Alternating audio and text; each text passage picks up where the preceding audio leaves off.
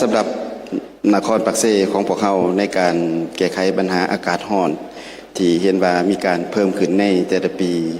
โดยเฉพาะอยู่ในปี 2026 ผ่านมานี้ปัญหาเรื่องฝุ่น PM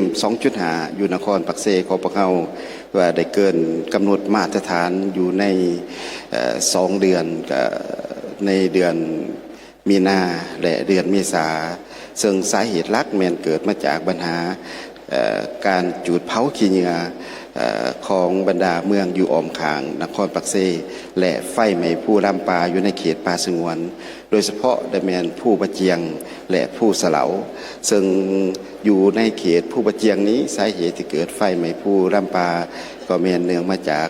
การดำรงชีวิตของพ่อแม่ประชาชนอยู่บริเวณไก่เคียงผู้ติดพันกับผู้และก็เคยอาศัยธรรมศาสตร์เป็นบ่อนเลี้ยงชีพเพราะฉะนั้นในเวลา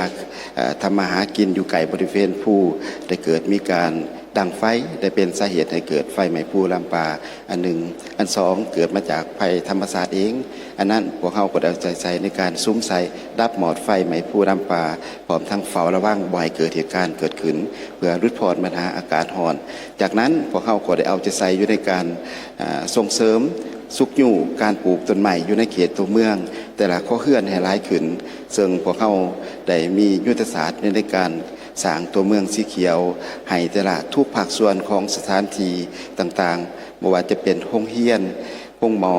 หรือสวนสาธารณะก็คือเนื้อที่ของนครปักเซต้องมีพื้นที่สีเขียวกว่าเอา30%เป็นอย่างน้อยพร้อมเดียวกันนั้นก็ได้สุกอยู่ส่งเสริมให้การนำใส่ให้พ่อแม่ประชาชนหันมานำใส่พลังงานสะอาดโดยการนำใส่ประหยัดไฟฟ้านำใส่ระบบไฟฟ้าไฟฟ้าโซลาร์เซลล์ที่ไต่อยู่นำแต่ละครัวเรือนก็คือการสุกอยู่ส่งเสริมหันมาใส่บริการขนส่งมวลชนให้หลายขึ้นโดยเฉพาะแมนการนำใส่บริการรถแท็กซี่ไฟฟ้ารถจักรไฟฟ้าและอื่นๆเพื่อทั้งนี้จะให้คุณภาพของอากาศที่กำลังมีอุณหภูมิเพิ่มขึ้นในแต่ละปีให้ลดน้อยถอยลงเทละกาวอันนั้นเป็น